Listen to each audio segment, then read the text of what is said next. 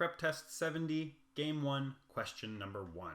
Which of the following cannot be the fifth band to perform? So let's bring up our limited options. If you missed where we built these limited options, it was a little bit of a tricky one. I would recommend going back and watching the setup video. Alternatively, you can hit pause right now and try to build these out on your own, but there's a lot to it. So again, you might want to watch the setup video to get the lowdown on these, and then go ahead and hit play when you're ready to continue. Okay, so we want to know which of the bands cannot go fifth.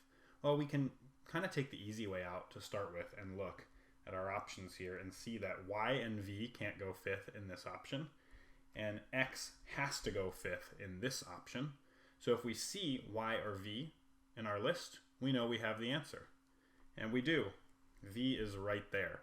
So we could be done with this question, but just for the sake of learning, let's take a look at why each of these other answer choices could be fifth. So first of all, U. Well, there's nothing keeping us from placing U here. And then building a chain that fits in all of our other values. Y is in the first three, W is before X, V is before Z, which is before X, and U is in 4, 5, or 6, so that works fine. What about W in the fifth space? So let's go ahead and erase this and write W here. We know W is before X, so that's fine.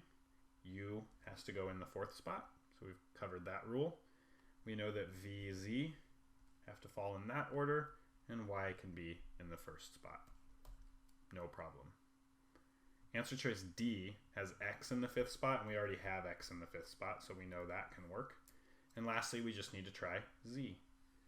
So if we place Z up here, that means U needs to go here, V, W, Y. Clearly, these all work except for B.